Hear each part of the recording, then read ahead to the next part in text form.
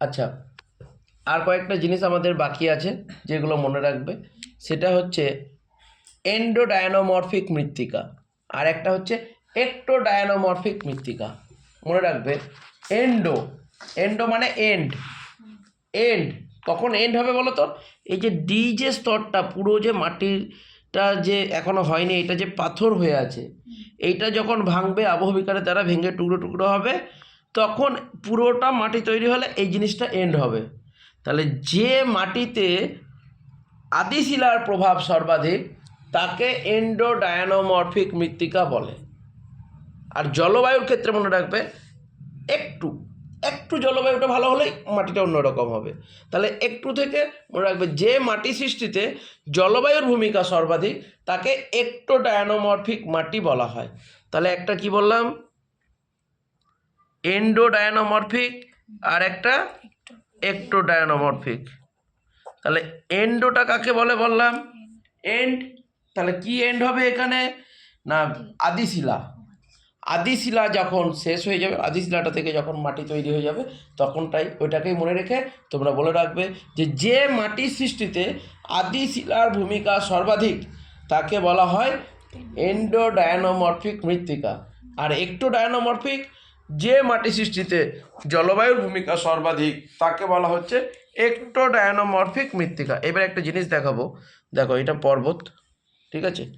পর্বতে যেখানটায় পাদদেশ আছে সেইখানটায় এইরকম গাছ জন্মাচ্ছে, আবার এরকম গাছও আছে, এটাও জন্মাচ্ছে, আবার এরকম যে সেই তোমরা সেই ছোটোবেলায় যে সেই ছবি আঁকতে সেই গাছগুলো জন্মাচ্ছে। এবারে যত উপরে যাবে তখন শুধু পাহাড়ি গাছ, এরকম গাছ জন্মাবে, ঠিক আছে? যত উপরের দিকে উঠবে, তারপরে যখন বরফ হয়ে যায় তখন না এরকম ঘাস জাতীয় এরকম এরকম ছোটো ছোটো ছোটো ছোটো ছোটো গাছ জন্মাবে। তাহলে দেখো আলাদা আলাদা তো, হ্যাঁ?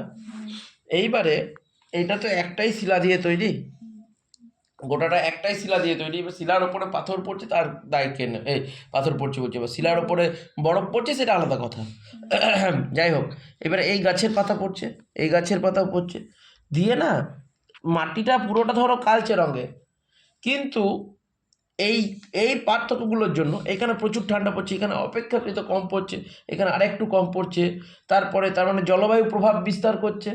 তাহলে যখন জলবায়ুর ওপরে নির্ভর করে এইখানে মাটির কালারটা আলাদা, এইখানে মাটির কালারটা আলাদা, এইখানে মাটির কালারটা আলাদা হয়ে যাচ্ছে, তাকে বলা হচ্ছে মৃত্তিকা ক্যাটেনা বা সয়েল ক্যাটেনা। সাধারণত কি হয়, ধরো কোনো একটা বাবার ধরো 3টে মেয়ে, একই রকম দেখতে, তাদের একই রকম হয়, গায়ের রং একই রকম হয়, কিন্তু একটা মেয়ে খুব ফর্সা হয়ে গেল, একটা মেয়ে একটু কালচে হলো, একটা মেয়ে স্বয়ংবর্ণ হলো।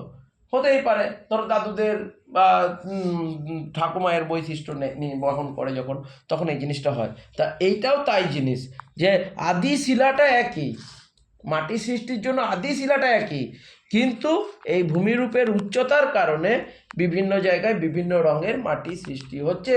এটাকে বলা হচ্ছে মৃত্তিকা ক্যাটেনা। ভূবিজ্ঞানী মিলনে এই ক্যাটেনা কথাটি প্রথম প্রয়োগ করেছিলেন, মনে থাকবে।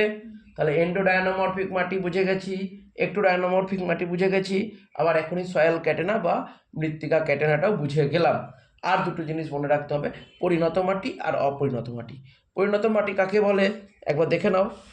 এই যে মাটির আমরা যে স্তরগুলো একটু আগে দেখেছিলাম, এ স্তর, বি স্তর, সি স্তর, ডি স্তর, দেখেছিলাম তো?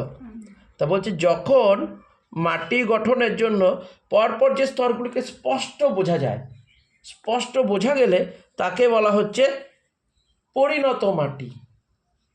আর ধরো এ স্তর রয়েছে, বি স্তর রয়েছে, সিটা নেই, পুরোটাই ডি স্তর হয়ে গেছে, তখন তাকে বলা হবে অপরিণত মাটি।